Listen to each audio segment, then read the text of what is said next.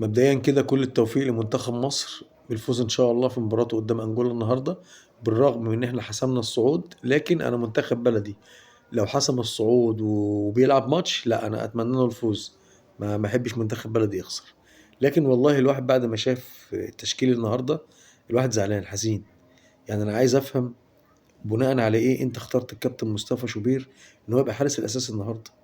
هل هو حارس اساسي في فريقه النادي الاهلي؟ لا، احتياطي.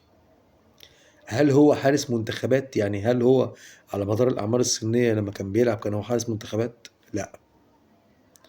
طب أمال أنت خدته بناء على إيه؟ يعني هل عنده خبرة دولية؟ لا. طب أنت اخترته بناء على إيه؟ في المقابل اللي قاعد له احتياطي. أنا عايزك تتخيل شعور الراجل اللي قاعد احتياطي ده. اللي قاعد احتياطي ده الكابتن أحمد الشناوي، حارس مرمى منتخب مصر السابق، خبرات دولية متراكمة قد كده. حارس مرمى نادي بيراميدز الحاصل على دوري أبطال أفريقيا، والراجل اللي كان بينافس على الدوري لحد النمط الأخير وممكن ياخد الدوري بحكم محكمة، والراجل اللي وصل لنهائي الكاس وخسر من الزمالك بركلات الجزاء. هو اتصاب في الماتش ده. انا عايز افهم خدته من الراجل ده شعوره ايه دلوقتي؟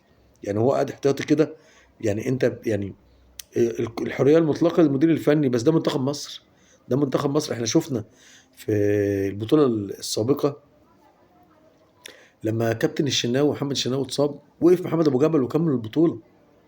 وكمل البطوله.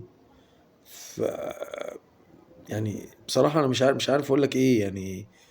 يعني شعور احمد الشناوي إيه؟ محمد صبحي حارس مرمى نادي الزمالك الفريق الاول، حارس المرمى المنتخب الفريق الاول، حارس مرمى منتخبات في الاعمار السنيه بتاعته، وهو اللي ساهم في وصول مصر للاولمبياد. كان احتياطي للكابتن محمد الشناوي في البطوله. ازاي الناس دي، وتحديدا احمد الشناوي، ازاي احمد الشناوي قاعد احتياطي لشوبير، مصطفى شوبير؟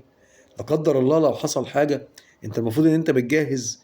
يعني الناس اللي ما بتلعبش بتجهزها عشان لو احتجتهم. فانت دلوقتي بتثبت ان انت لو احتجت تحتاج مصطفى شوبير على حساب احمد الشناوي؟ طب ازاي؟ على العموم ربنا يستر النهارده وان شاء الله نفوز. وربنا يستر بقى على اللي جاي. لو انت مجهز مصطفى شوبير ان هو اللي يقف، يبقى ربنا يحرس الشناوي وكمل البطوله لحد النهايه ان شاء الله. ويا رب الفوز لمنتخب مصر.